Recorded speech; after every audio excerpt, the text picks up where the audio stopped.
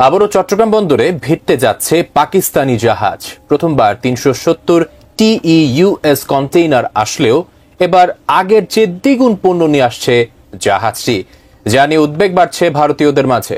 কৃষকের আত্মহত্যা ইতিমধ্যে শুরু হয়ে গেছে বিভিন্ন জেলাগুলোতে।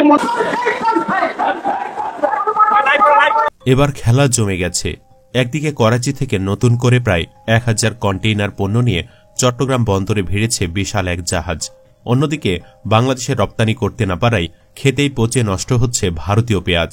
তাতে ক্ষুব্ধ হয়ে স্বয়ং ভারতীয়রাই তাদের মলম বিক্রেতা ময়ূখ রঞ্জন ঘোষের বাড়ি ঘেরাও করেছে। ভারত থেকে বাংলাদেশ পেঁয়াজ না কেনার জন্য দেশটির কৃষকরা ময়ূখ রঞ্জন ঘোষকে দায় দিচ্ছে। সব মিলে আসলে কি ঘটছে? পাকিস্তান থেকে এবার কি কি পণ্য এলো? ডক্টর ইউনূস কেন ভারত থেকে পেঁয়াজ কেনা বন্ধ করল? বিস্তারিত থাকছে জীবনের কথার এই পর্বে। দেশের ইতিহাসে দ্বিতীয়বারের মতো পাকিস্তান থেকে সরাসরি চট্টগ্রাম বন্দরে পৌঁছেছে কন্টেইনারবাহী জাহাজ MV ইউয়ান জিয়াং ফাঝং। এবার জাহাজটিতে চিনি, আখের গুড়, ডলোমাইট, সোডা অ্যাশ, 3 পিস, খেজুর ছাড়াও নানা ধরনের পণ্য এসেছে। এসব পণ্যের ৮৬% পাকিস্তান থেকে এসেছে বলে জানা গেছে। এর মধ্যে সবচেয়ে বেশি পরিশোধিত চিনি ও খনিজ পদার্থ ডলোমাইট। শনিবার বিকেল ৫টার দিকে MV ইউয়ান জিয়াং ফাঝং নামের কন্টেইনারবাহী জাহাজটি চট্টগ্রাম বন্দরের বহির্নোঙরে পৌঁছায়। এর আগে গত ১১ ডিসেম্বর পাকিস্তানের করাচি বন্দর থেকে ৮১১ TEUS কন্টেইনার নিয়ে জাহাজটি রওনা দেয়।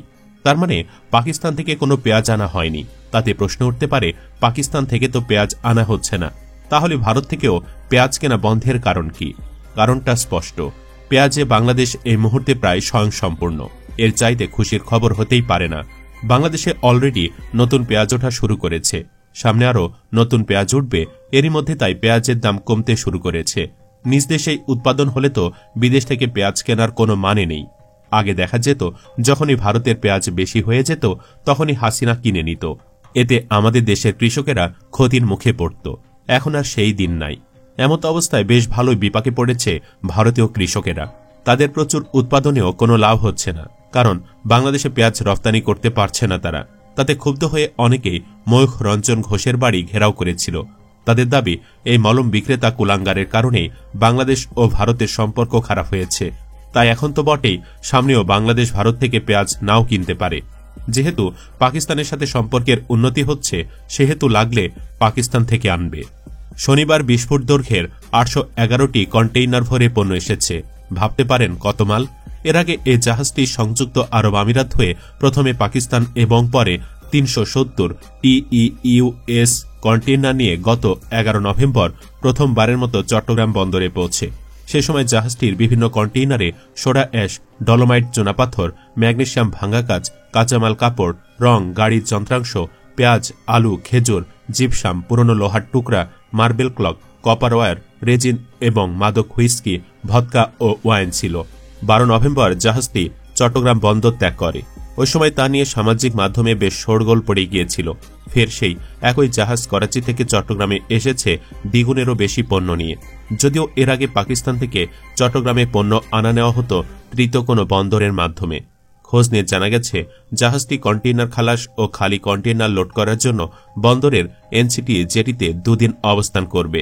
কাজ শেষে যাওয়ার পথে চট্টগ্রাম থেকে ইন্দোনেশিয়ার বন্দরের জন্য ৪০০ TEUS এবং মালয়েশিয়ার বন্দরের জন্য ৬০০ TEUS খালি কন্টেইনার নিয়ে যাওয়ার পরিকল্পনা রয়েছে। জাহাজটিতে এবার আরব আমিরাত ও পাকিস্তান থেকে আনা হয়েছে ৮১১ একক কন্টেইনার পণ্য, যা জাহাজটির প্রথম ট্রিপের চেয়ে দ্বিগুণেরও বেশি। এর মধ্যে ৬৭৮ একক কন্টেইনার পণ্য এসেছে পাকিস্তান থেকে।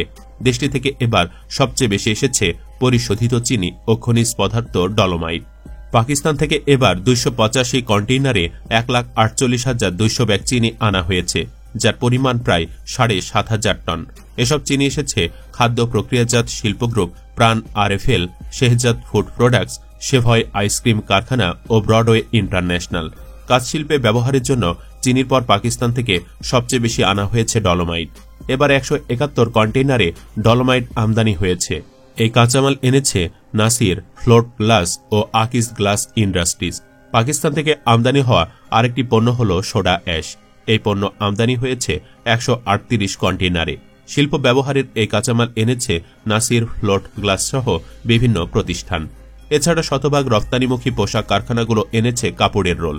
মোট 46টি কন্টেইনারে রয়েছে কাপড়ের রোল। আলু আমদানি হয়েছে 18 একক কন্টেইনারে। এছাড়া জয়পুরহাটের P&P ট্রেডিং 20 কন্টেইনারে আখের গুড় এনেছে। এসব পণ্যের পাশাপাশি পুরনো লোহার টুকরা, রেজিন, 3 পিস ইত্যাদি পণ্য আমদানি হয়েছে। পাকিস্তান ছাড়াও সংযুক্ত আরব আমিরাত থেকে আনা হয়েছে খাদ্যপণ্য, খেজুর, লুব অয়েল, যন্ত্রাংশ ইত্যাদি। পাকিস্তানের পাশাপাশি আমিরাত থেকেও 10 কন্টেইনার চিনি আমদানি হয়েছে। MV ইউয়ানজিয়াং ফাঝং জাহাজটির স্থানীয় প্রতিনিধি কর্ণফুলী লিমিটেডের সহযোগী প্রতিষ্ঠান রিজেন্সিয়াল লাইন্স লিমিটেড এই সংস্থার বাংলাদেশে স্থানীয় প্রতিনিধি হিসাবে যুক্ত হয়েছে। দুবাই ভিত্তিক কন্টেইনার জাহাজ পরিচালনাকারী সংস্থা Feeder Lines DMCC Dubai, Karachi, Chattogram, Malaysia, Indonesia, Bharat, Dubai রুটে MV ইউয়ানজিয়াং ফাঝং জাহাজটি চালু করেছে। কর্ণফুলী লিমিটেডের নির্বাহী পরিচালক আনিসুদ্দৌলা বলেন, জাহাজটিতে প্রথমবারের তুলনায় এবার দ্বিগুণ কন্টেইনার এসেছে। সরাসরি জাহাজটি আসায় সময় কয়েকদিন কম লাগছে, এতে ব্যবসায়ীদের খরচ সাশ্রয় হচ্ছে।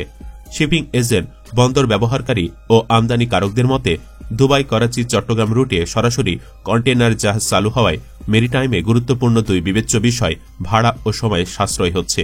পাকিস্তান থেকে এতদিন শ্রীলঙ্কা বা সিঙ্গাপুর হয়ে চট্টগ্রামে পণ্য আমদানি হতো। তাতে এসব কন্টেইনার একবার এসব বন্দরে নামানো হতো, আবার চট্টগ্রামমুখী জাহাজে তুলে দেওয়া হতো। এতে সময় লাগত বেশি। এখন সরাসরি জাহাজ সেবা চালুর কারণে 10 দিনে পণ্য হাতে পাচ্ছেন ব্যবসায়ীরা। আর এসব দেখে হিংসায় পুড়ছে ও রাগে ফুঁসছে প্রতিবেশী দেশের অমানুষেরা। তবে সব দেশেই তো কিছু ভালো মানুষ থাকে। দেশটির ভালো মানুষেরা ক্ষোভে ফাটছে ময়ূক, শুভেন্দুদের উপরে, কারণ তাদের কারণে ভালো মানুষেরা বিপদে পড়েছে। কৃষকেরা ন্যায্য মূল্য না পেয়ে হতাশাগ্রস্ত হয়ে পড়েছে। তাতে ময়ূকের বাড়ি ঘেরাও থেকে শুরু করে মামলাও ঠুকে দিচ্ছেন। ময়ূক রঞ্জন ঘোষের খেলা শেষ। ভারতে ময়ূকের বিরুদ্ধে মামলা, বলছেন পশ্চিমবঙ্গের লেখক মানিক ফকির। মানিক ফকির বলেন, ময়ূক রঞ্জন বলছে চট্টগ্রাম দখল করে নিবে। এটা একটা ফানি, এটা জোকারি ছাড়া আর কিছু নয়। বাংলাদেশকে নিয়ে প্রশংসা করেন এবং বলেন, ছোট্ট রাষ্ট্র বাংলাদেশ আজ কোথা থেকে কোথায় চলে গেছে। শুভেন্দু অধিকারীকে নিয়ে মানিক ফকির বলেন, সে তো একটা কুলাঙ্গার। সে কি করে দাবি করে বাংলাদেশ থেকে হাতে টানা রিকশা কলকাতায় আসছে? বাংলাদেশে হাতে টানা রিকশা আছে নাকি? তবে ভারতের সাথে আমাদের সম্পর্কের অবনতির জন্য কেবল ময়ূক কিংবা শুভেন্দুকে দায়ী করে লাভ নেই। অতীতে সম্পর্ক ভালো ছিল, এটা একটা ডাহা মিথ্যা কথা। বাংলাদেশের সঙ্গে ভারতের সম্পর্ক শুধু হাসিনার আওয়ামী শাসন আমলের সঙ্গে ভালো ছিল, সাধারণ মানুষের সঙ্গে নয়। তবে হ্যাঁ, হাসিনা পতনের পর ময়ূক শুভেন্দুদের কাজকাম সম্পর্ক দ্বিগুণ খারাপ করেছে। এছাড়া ভারতের হিন্দু জাতীয়তাবাদীরা ইউনুসের কুশপুত্তলিকা পুড়িয়েছে এবং বাংলাদেশের পতাকার অবমাননা করেছে। বিষয়টি বাংলাদেশে ভারতের প্রতি ক্ষোভ দ্বিগুণ বাড়িয়ে দিয়েছে। ডিসেম্বরের শুরুতে প্রায় 50 জন বিক্ষোভকারী উত্তর পূর্ব ভারতের শহর আগরতলায় বাংলাদেশে হাই কমিশনে প্রবেশ করে হামলা করে। এর আগে অক্টোবরে এক সমাবেশে বাংলাদেশের পতাকাকে অসম্মান করার অভিযোগে হিন্দু নেতা চিন্ময় কৃষ্ণ দাস প্রভুকে গ্রেফতার করা হয়। কিন্তু তার অন্ধ সমর্থকরা দাবি করে যে তাকে লক্ষ্যবস্তু করা হয়েছিল কারণ তিনি তার দেশে হিন্দুদের বিরুদ্ধে হামলার বিষয়ে সোচ্চার হয়েছিলেন। ইউনুস সম্প্রতি একটি ভারতীয় সংবাদ সংস্থাকে বলেছেন যে হিন্দুদের বিরুদ্ধে সহিংসতার দাবিগুলো অতি রঞ্জিত ছিল, যা ক্ষোভের জন্ম দিয়েছে। সুপ্রিয় দর্শক, দিন শেষে বলতে চাই, ভারতের সাথে আমাদের কখনোই সুসম্পর্ক ছিল না, এখনো নেই, এমনকি ভবিষ্যতেও দরকার নেই। আপনি কি বলেন? আমাদের সাথে একমত হলে কমেন্টে ইয়েস লিখুন, না হলে নো লিখে জানাতে পারেন আপনার মতামত। আপাতত এখানেই শেষ করছি।